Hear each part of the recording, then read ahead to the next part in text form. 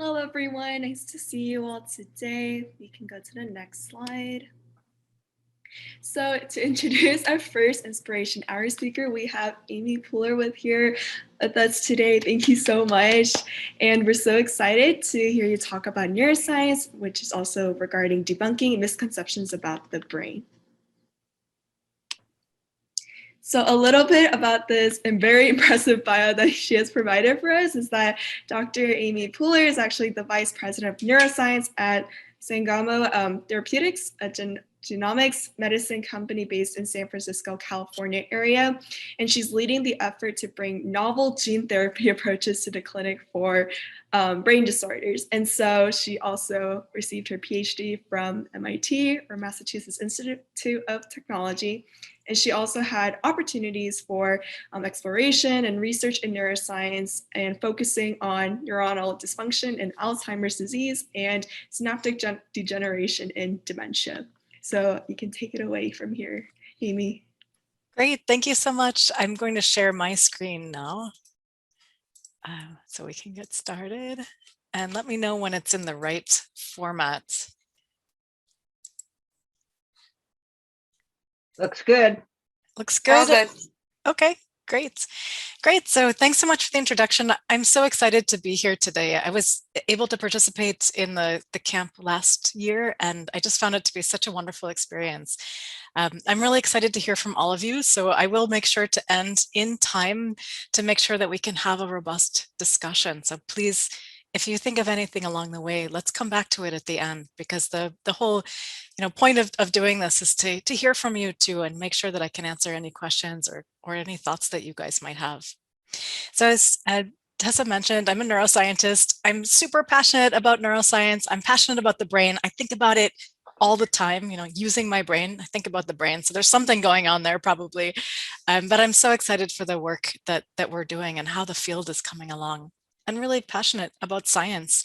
I think it's so important to do the kinds of activities that you guys are doing this week, to participate in these activities, to grow your network, to know other women who are in science, and to make sure that we have that representation going forward. Sometimes, I think the feedback that I've had over my career, because I've been a neuroscientist now for more than 20 years, is that there isn't an issue anymore. If there are lots of women in science, there's no problem, we should just go ahead. But it's absolutely not the case. And when I look around at my peers and I see how few women are proceeding along in science, I'm really inspired to make sure that we can fill that gap in the future.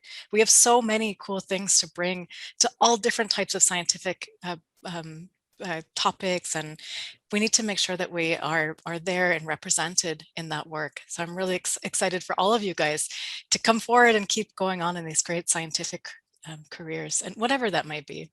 So for me, I can start, maybe I could tell you a little bit about myself and how I ended up where I am, because it's always interesting to see the people's kind of convoluted career paths. So I grew up in Maine, which is about as far away in the continental US as I could be from where I am right now, in a really small town of about maybe 2,000 people. And I was always really excited about math, chemistry, biology.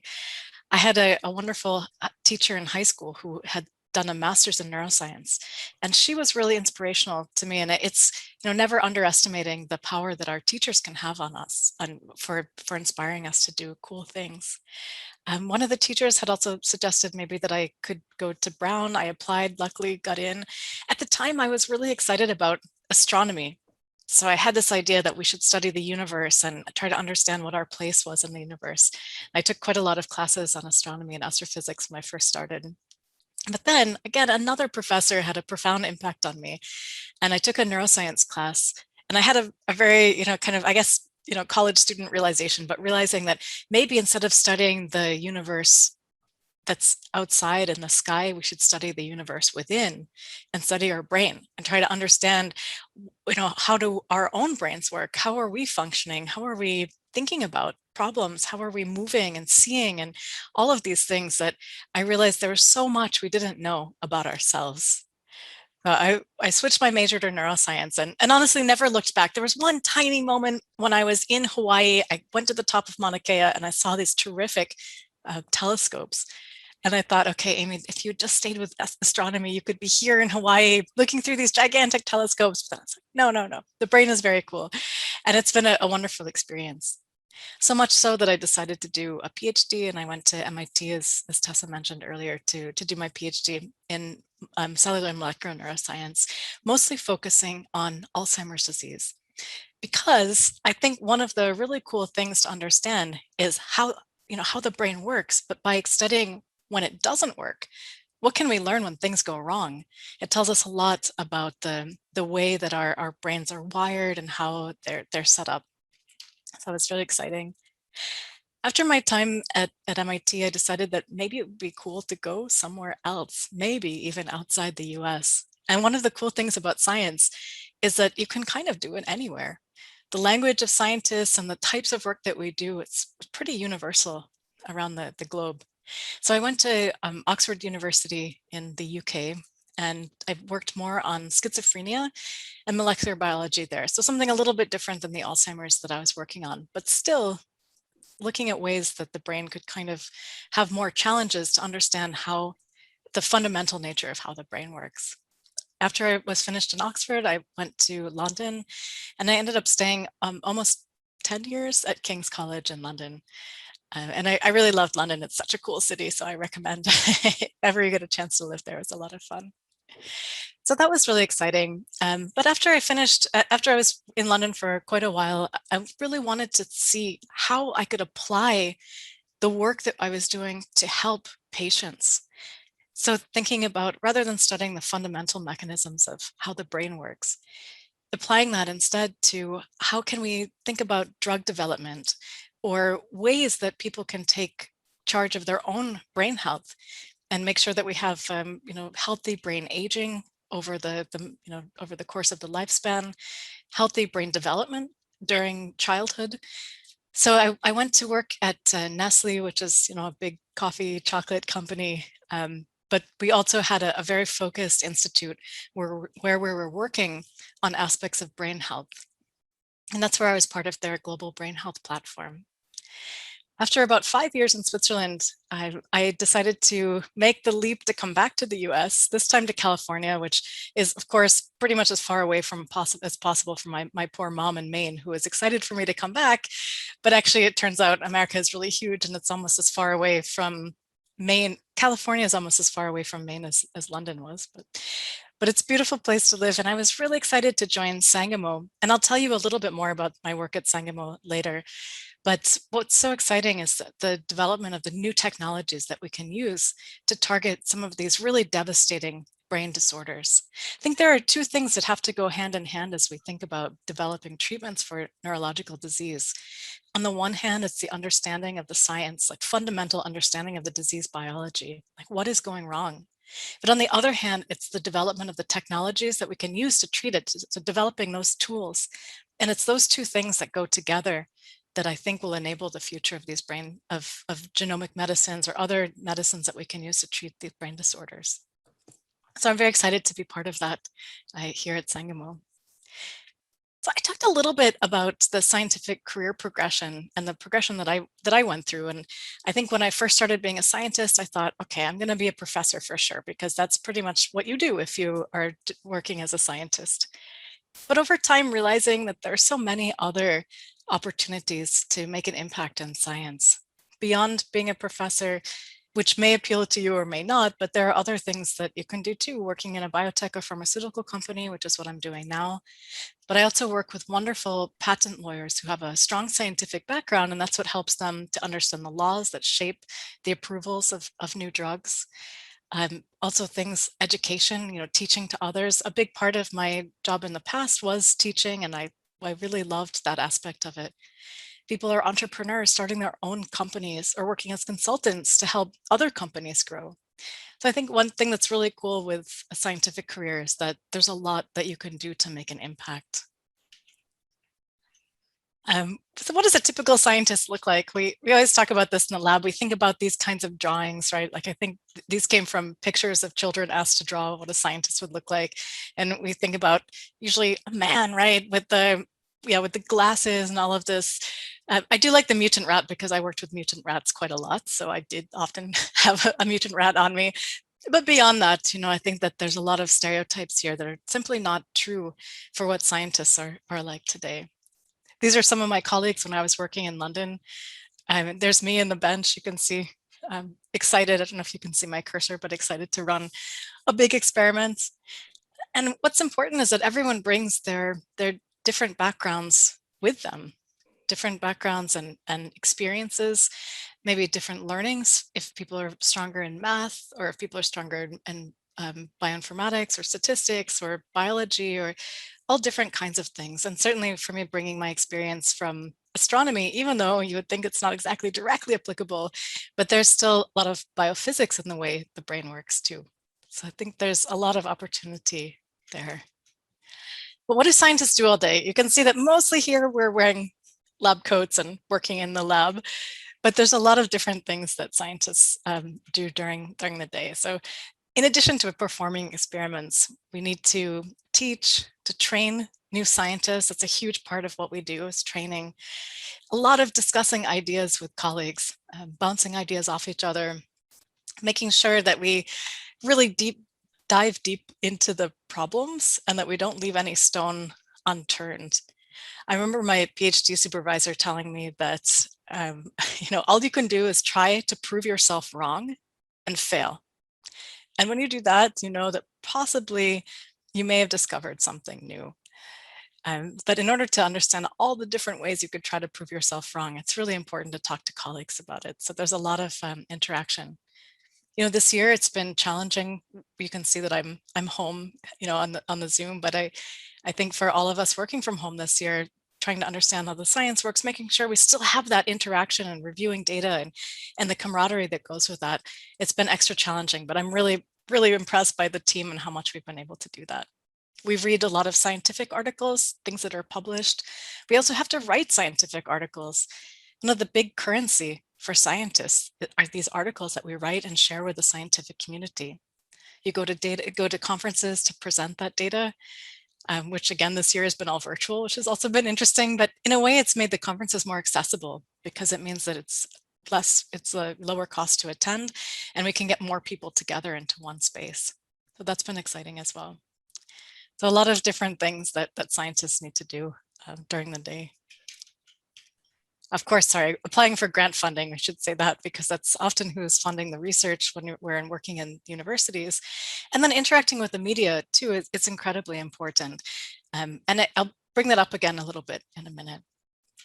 Because what's important is about thinking about what role the scientists play in society. So kind of beyond the designing experiments and teaching in this activities that I just described.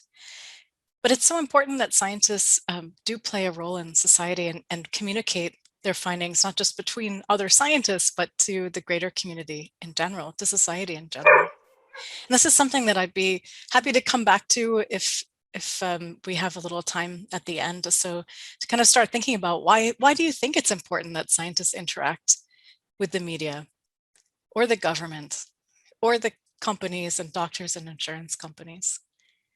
So let's park that one and we can come back to it a little later on. I look forward to hearing what your thoughts are.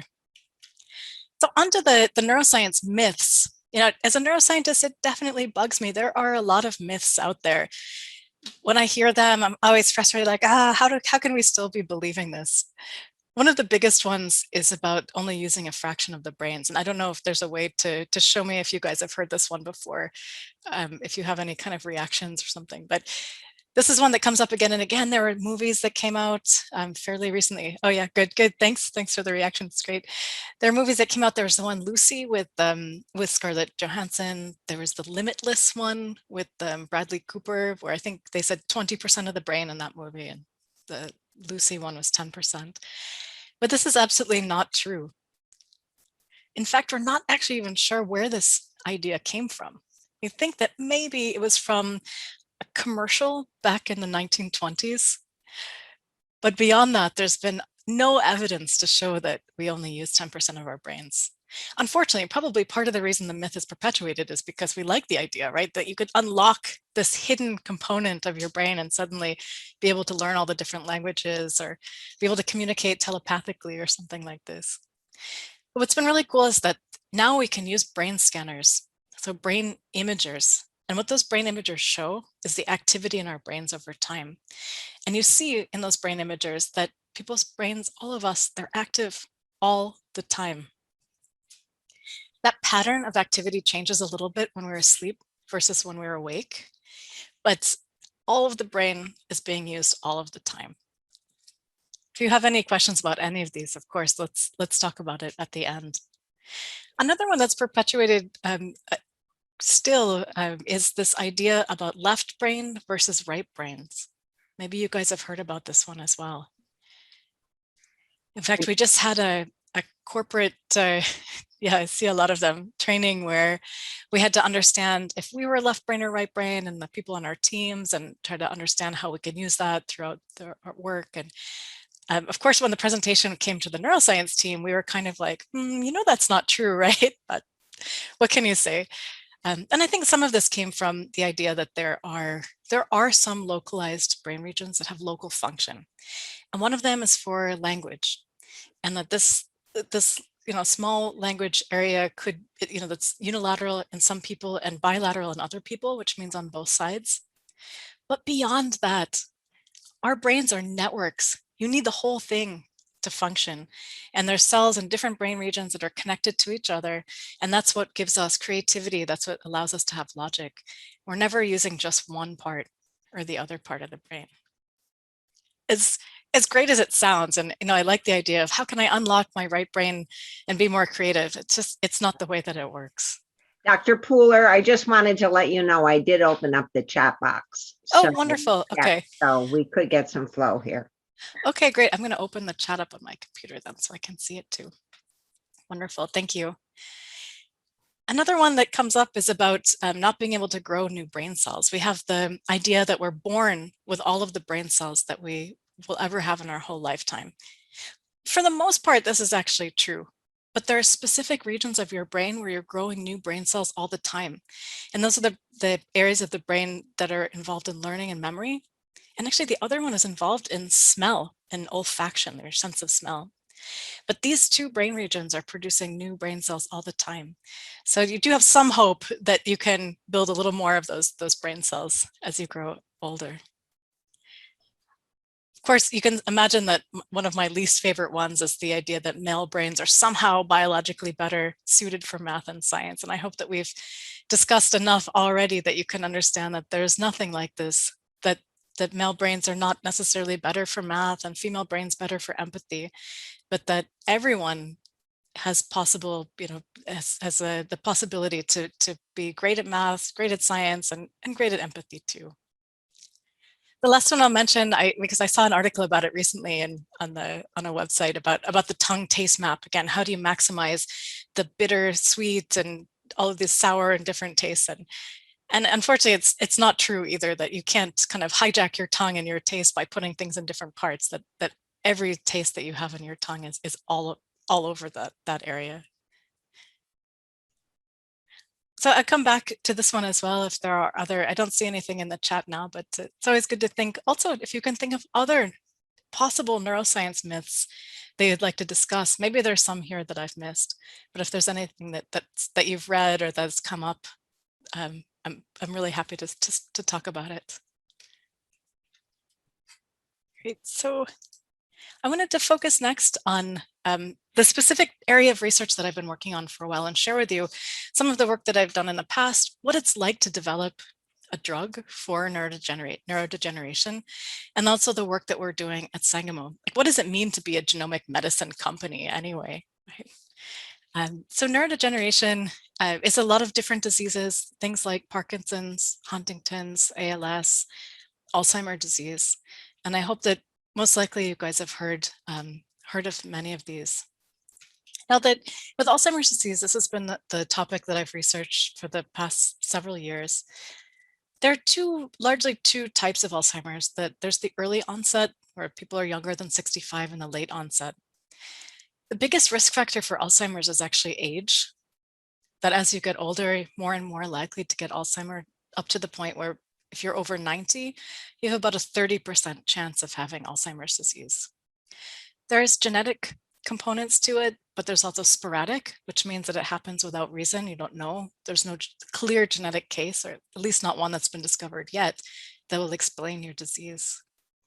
Did anyone see last week the approval of the new Alzheimer's drug from Biogen? Mhm. There's a lot of controversy around it. So there is, oh great, I see in the chat, yes. Yeah, a lot of controversy around it. And part of the challenge is that it's not clear how well it works, right? But there's a lot of unmet need for Alzheimer's disease. It seems that maybe it works in some patients and not others, but hopefully that as the drug is rolled out to the bigger Alzheimer's community, we'll be able to understand more about how it's working. But certainly there was quite a lot of controversy and discussion on this topic. I see just a quick question here about Alzheimer's being hereditary. So that's what I mean here about genetic. There is some form of Alzheimer's disease that's hereditary, but it's really small. We think it's less than 1 to 2% of the Alzheimer's cases. For the most part, it's not known why people get Alzheimer's disease. It could be that there are lifestyle modifications that could be taking place, because we know that things like diabetes can sometimes increase the risk of getting Alzheimer's disease. But for the majority of patients, it's not clear actually what's going wrong or what led up to it. And that's where a lot of research is focused on this area. And I see that you're asking about the drugs. If it worked for some, can it work? Can that kind of be a stepping stone? And I think yes, right? If we understand that there could be a subpopulation of patients where it works particularly well, then it'll allow the community also to focus on that group and to understand what's going wrong in the different forms of the disease that the drug might not be touching. There's a long way to go here for a disease that it's very heterogeneous. You know, there are different symptoms for different people, and it makes it incredibly complicated. So for that, then we need good models and good understanding of the disease biology. So one of the sorry, just quickly, I see that Creutzfeldt-Jakob disease, yes, in the neurodegeneration focus, for sure. So there's another disease I didn't mention here called prion disease. And prion disease is where you have these misfolded proteins, like I'm going to show you for Alzheimer's disease as well. And I think it's kind of commonly called the mad cow disease. And it's something that can absolutely, you can eat the misfolded proteins, and it can go to your brain and have the same effect in your brain. So I'll show you actually a little bit what that looks like in one of the next slides. So one of the proteins I've been working on for a long time is a protein called tau. And this is one of the key proteins involved in Alzheimer's disease. Now, normally tau is a protein like the prion one I just mentioned that has to be folded in a very specific way. You see this beautiful little origami bird here. When the protein is folded in a specific way, it can form its healthy and normal function. And that's what you see here in the bottom of this electron micrograph of the insides of a brain cell.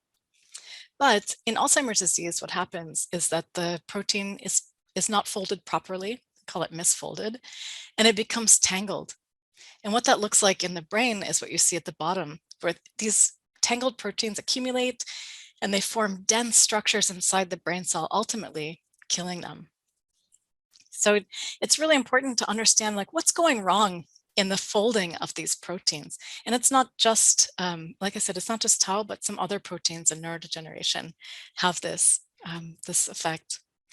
It's very hard to untangle the proteins, but what many people are looking to do is prevent that tangling from happening in the first place.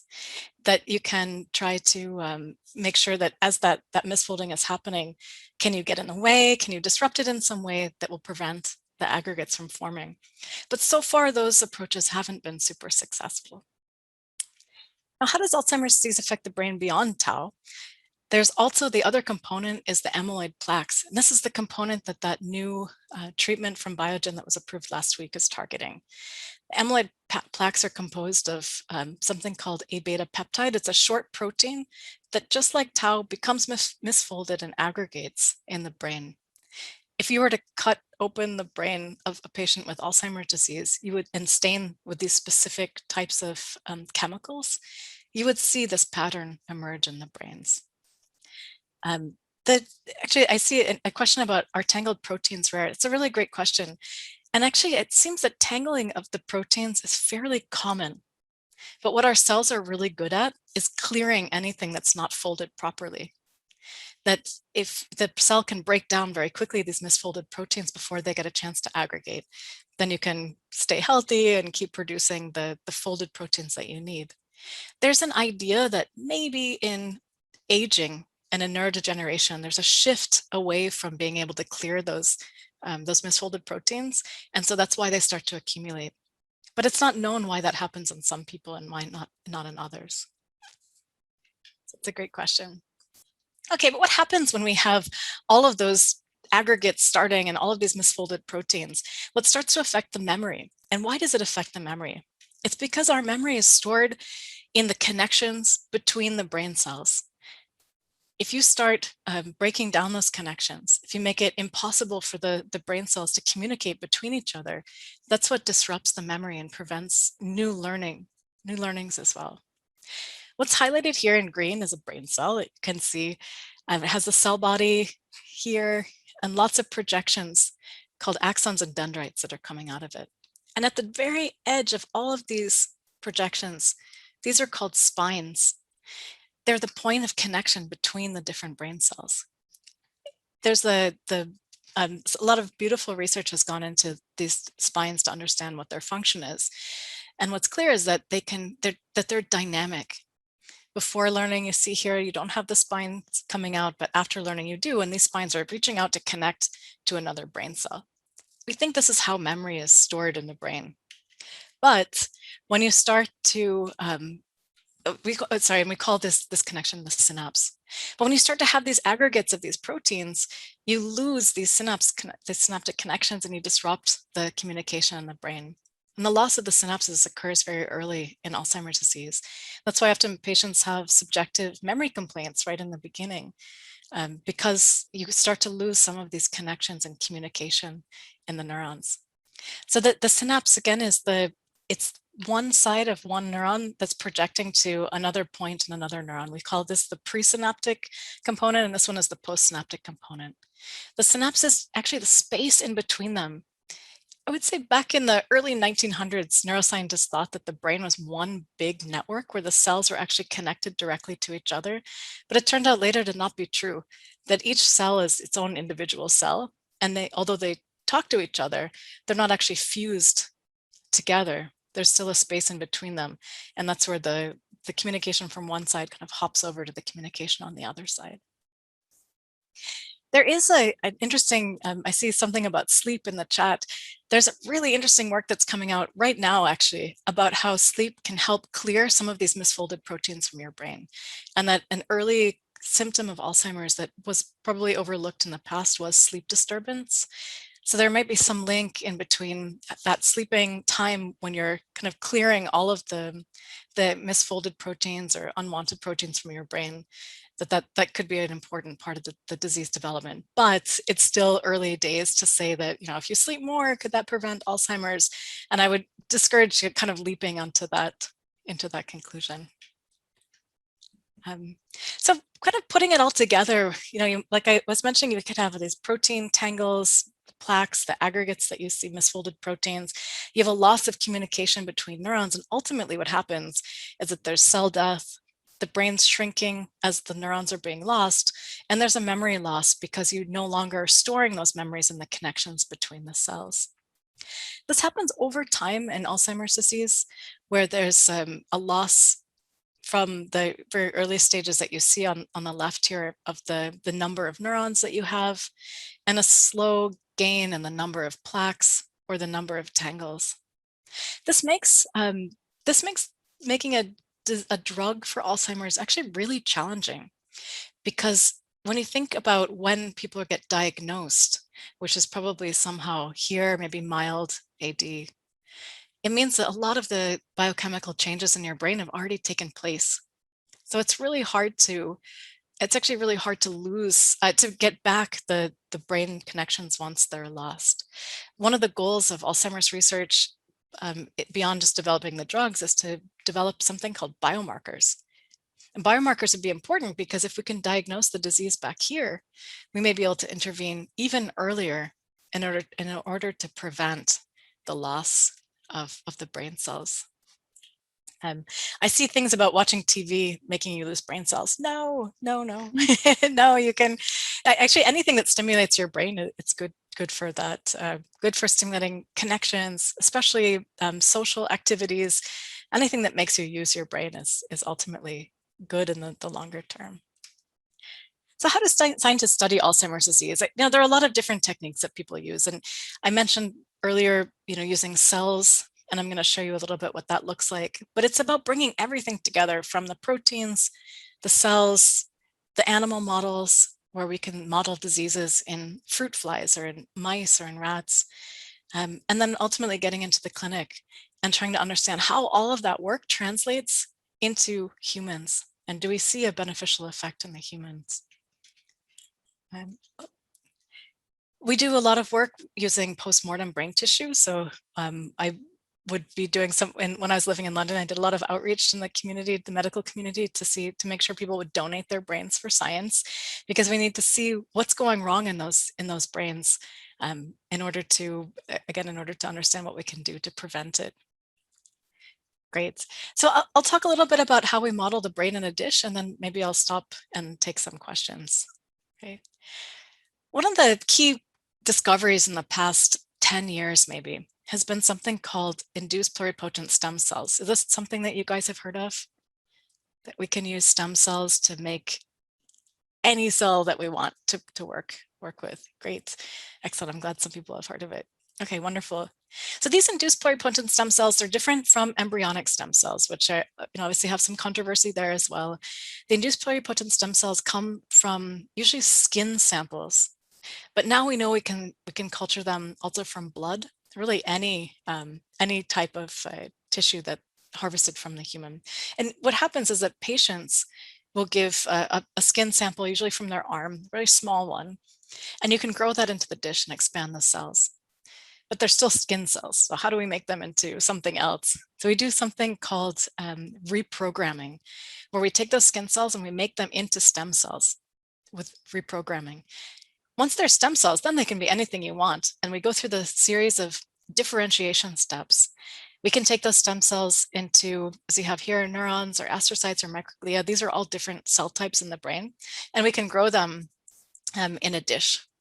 And what's really cool is that these cells you grow in the dish often recapitulate the phenotype of the disease. For example, we were growing cells from patients with epilepsy, and you could see in the dish that the cells were firing and firing in a way they're really overactive, just in the way that you could imagine a seizure would look in the brain. So this is what it looks like. I can show a little picture, a little movie here of when we put the cells in the dish. They initially don't have very many processes, these axon and dendrites, but over time, then this movie is over the course of just one day, you can see that they grow pretty quickly to start connecting and reaching out to each other. And they're even moving around a little bit, kind of trying to find their place and start communicating. Let me show you again from the beginning so that if I can, oh, there we go. If I can, so you can see very quickly they start to grow out and reach out for each other. If you grow them too sparsely, so too few in the plate, they won't survive because the neurons need to be connected to each other and start that process of signaling. I always wonder, what are the brain cells actually thinking about in the dish when they're doing this process? But we can keep them for a very long time, even more than a year, growing in the dish. Which is cool. I see about some questions about DNA and the reprogramming. So you're reprogramming the DNA with some specific factors that make the cell transform into the stem cell concept, the stem cell state. There are 4 factors that you need to express in the cell in order for them to revert to that state.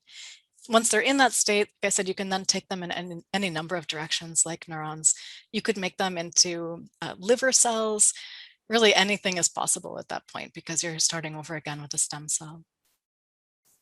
I see some questions about memory and stuff, but maybe I can leave it there for now for the science, and then I'm happy to answer some questions too. If you want, I can start with some of the ones that were in the chat.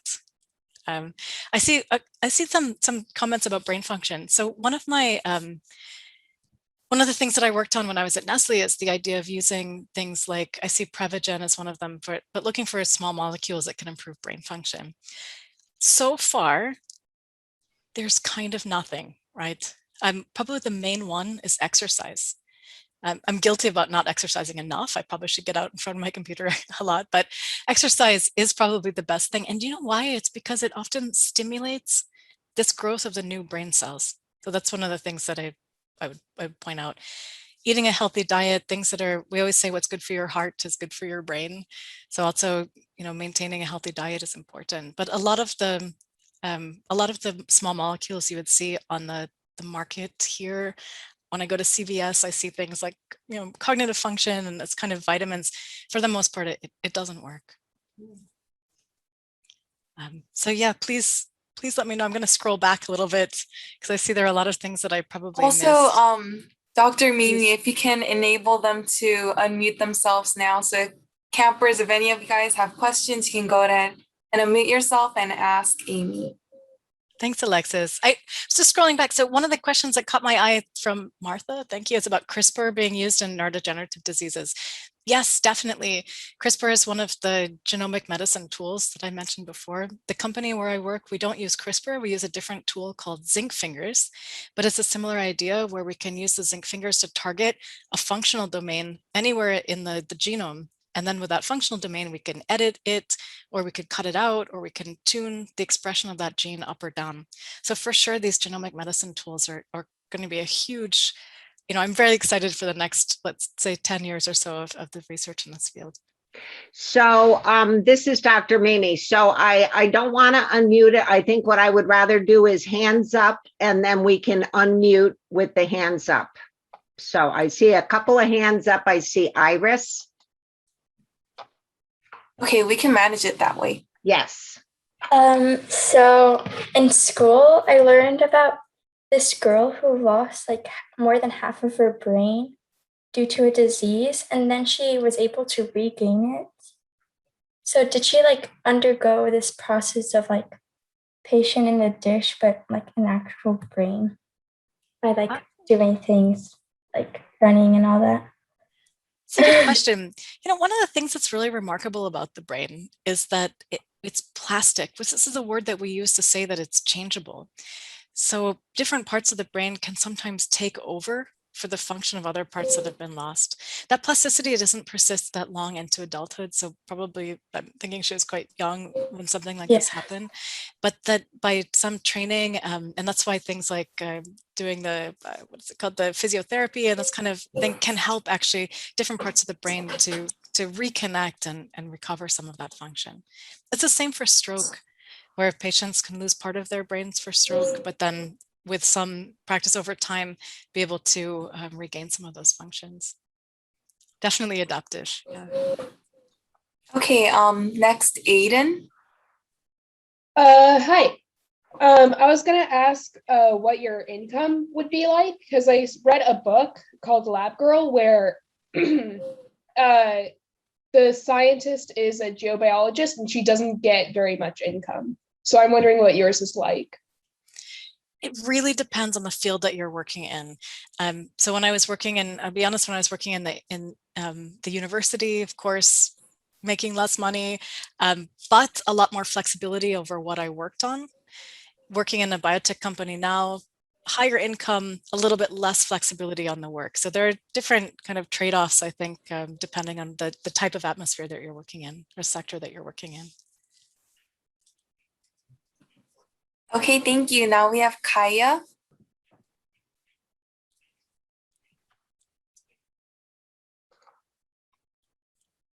Uh-oh, still on mute. We can come back to you if you want. If you have trouble, you can also send your question in the chat. Oh, there you go. You can hear me? Yeah, because it said that I couldn't unmute before.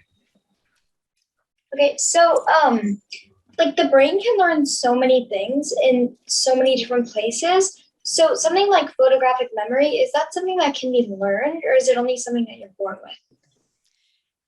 You know, it's a good question. Is photographic memory, how accurate is that? I don't really know, but so much of it is about attention and practice. So I think if you wanted to remember something and be really good at that, it's something that through practice that you would be able to do. But often we're quite distracted about things that makes it harder to remember.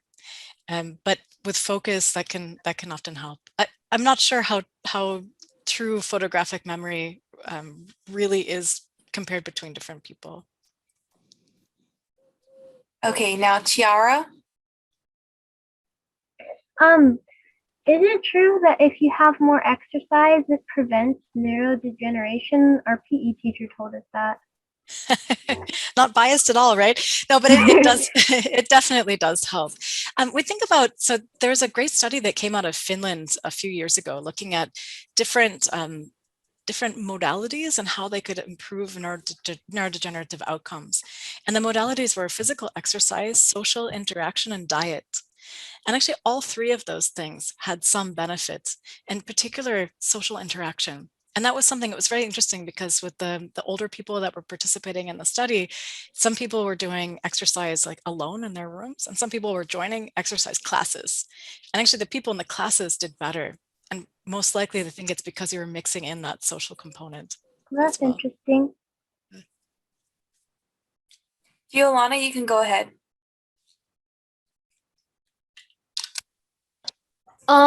This one is something that I would like to know if it's a myth or not, because I'm not sure if it's true. Okay.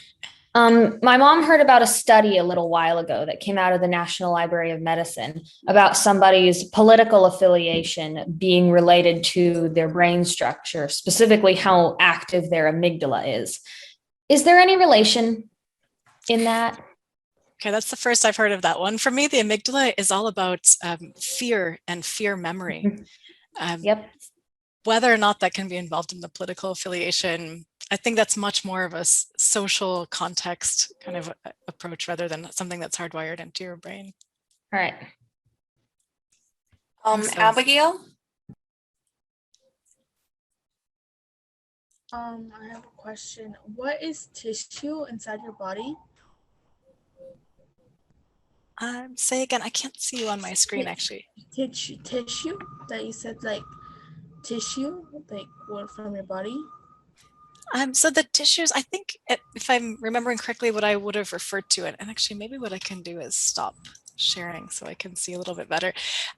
So the tissues inside your body are all the different specializations of the cells. So you have like lung tissue, that's all of the cells that make up your lung, or your brain tissue that are your neurons or astrocytes that make up your brain.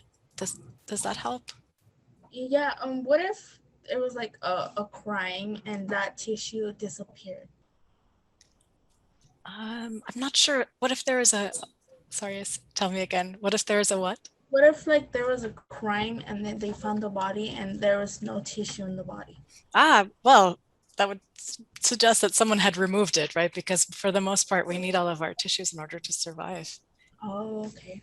Yeah, and I think someone was asking about brain donation earlier. It's really interesting about brain donation because, as you can imagine, people have a feeling about donating their brain that's not quite the same as it is donating your heart or your liver after you pass away. And something with the brain, it's challenging because it's kind of where we are, it's who we are. But what we try to encourage folks to do is to donate so that we can understand and learn more about the brains. It has to happen very quickly after someone passes. We need both healthy tissue and tissue that has something like Alzheimer's disease in order to understand. It's a really important part of the work that we do. Okay, thank you. Okay, now we have Coral. Hi. I was wondering if you could use that process of like cellular, the one like stem cells or whatever, I don't know, to like create an entire new person. That's a great question. Well, so I think the challenge there is the understanding of the biology. We don't really know yet all of the different cell types that make up the whole body, and nor can we figure out a way to make them go together in the way, or link together and communicate in the way that they would need to in order to make a whole person. We can't even make a whole brain yet, let alone a whole person. Although people are trying, but they're so specialized, these different parts of the brain, that it would be hard to recapitulate the whole thing. But you know what's exciting? For example, with Parkinson's disease, people are finding ways to change cells that are already in your brain into the neurons that are important for movement and walking, coordination, that are lost in Parkinson's disease. So being able to transform the cells even inside your brain, it's just starting to be developed, but it's something that, you know, we should stay tuned in the future. Okay, Sienna, you can go ahead. So I had a question about something that might be a myth, and then I had another question, but I forgot it, so you might hear from me again later. Okay. But the myth, and it's kind of silly, but some people say that if you play classical music to your baby, they'll be smarter. I don't think this is true. You know, all of these kinds of you know, emphasis on classical music, even things like reading, it's incredibly important to stimulate the brain. That's the part that's important. But whether you do it through interacting, through other types of music, dancing, you know, all of those things are important. And the key is the interaction and the activity. Okay, I have a 4-year-old. I didn't play classical music to him. We have 5 minutes more of questions, and then we'll move on to discussions in breakout rooms. So, Josie?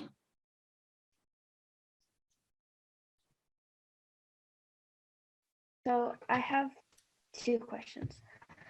Okay, so for a while, there's been a thing going on, which is like a long while ago, but I'm not really sure exactly what time it was, but that memories can be transferred and that memories were transferred. Are you thinking So transferred? can memories be transferred? Well, they can be transferred in that you can share the story, right? But the From idea of being like able to... one person to another one. No, not yet, unfortunately. I mean, that would be cool, right? If we were able to transfer our memories. But I think one of the problems, again, is understanding the biology of how the brain works, that we know that memories are distributed throughout the brain. So the idea of being able to transfer that distributed network into someone else's brain, it's too complex at the moment. Holly, you can go ahead and ask your question.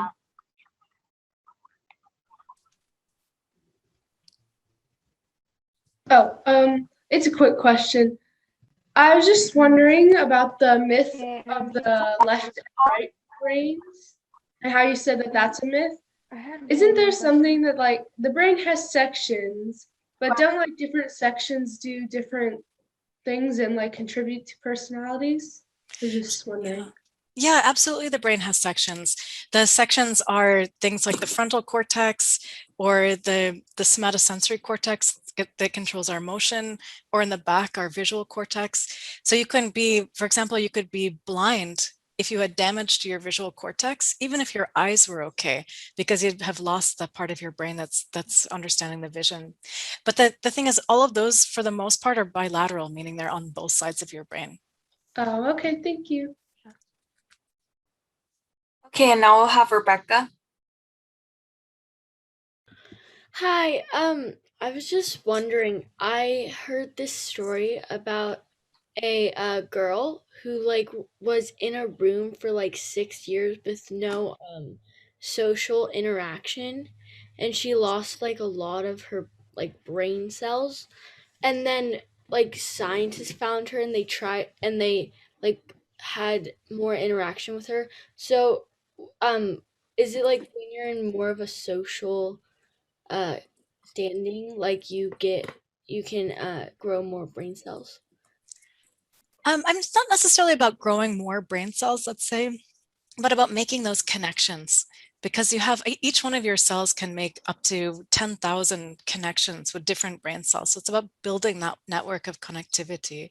I'm not sure about the details of that case, but I would say that anything we can do to increase the network of activity in our brain will be important. Okay, thank you. Okay, we're just going to squeeze in one last question. Great. So we'll have Rebecca Durantis.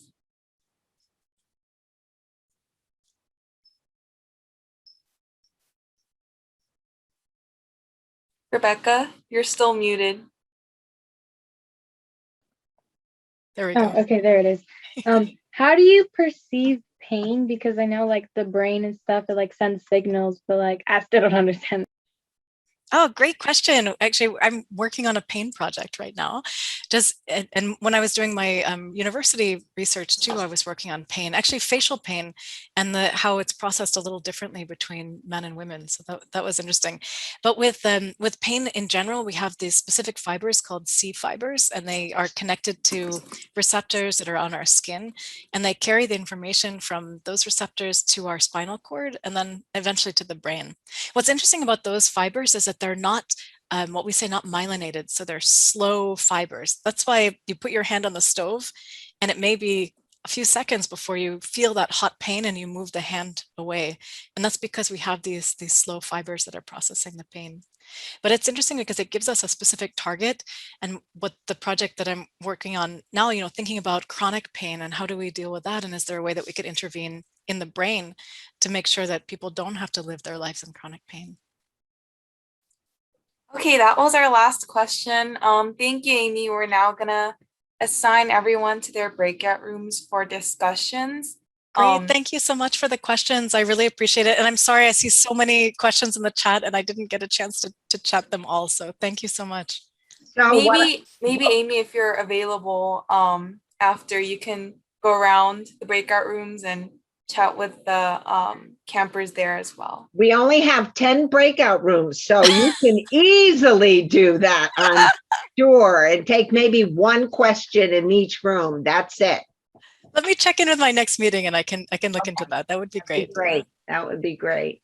Okay, well, thank you so much for joining us. And I'm going to start putting putting all of the girls into their breakout rooms. And I think we owe Dr. Pooler here some thank yous and some great job, great questions. I love talking about the brain because it's such an interesting environment. Let's put it that way. I think so. Yeah. So thank you so much for joining us. Great. Thanks, everyone. And we're going to be going now. You're going to be going into your breakout rooms and you will be having a discussion about what we were just talking about, the brain and how the brain is. We didn't get into the conversation about the brain being a muscle or like a muscle, in that it's something that you have to keep actively engaged in order to keep it. But it's kind of like exercising your brain instead of your body. And talk a little bit about that. And then for those of you who got the activity over the weekend and are collecting some information about, maybe you tested the penny activity and you have some data to be added to your team. And then we're going to go right into the workshop from the breakout. So you'll come back at the breakout from the breakout at about quarter of. Soon as I get everybody into the breakout, you're going to turn around and probably come back out. And then we're going to get started on the workshop itself. And that we will go until 3:15. You'll take a break. Some of you will come back and some of you will say goodbye for the day. And we will see you either this evening or tomorrow morning at 9 a.m. bright and shiny. So any questions before we leave? Dr. Pooler, they're asking if we have an email for Dr. Pooler. She's probably already left because she's still here. Still here. I'm still here. I'm just actually chatting with my next meeting to tell them I'm not coming. Yeah. If you could add an email in the chat where you can be reached, that would be great. I'm typing it right now. And then for the rest of you, if you've got questions, stick around, but I'm going to press the breakout rooms, and it's going to be the same thing as we went through this morning. You're going to be asked to join the breakout room, and go ahead and join. And when you get in there, you'll figure out what room it is. Please add the room number to the end of your name, and it will be whatever the room number is, such as 9W, 1W for workshop. So that's just to help us keep it straight between the between this one and the other one. So we're heading you into your breakout rooms, and we'll share. I'll come in. I see your message, Heidi. We'll see you soon.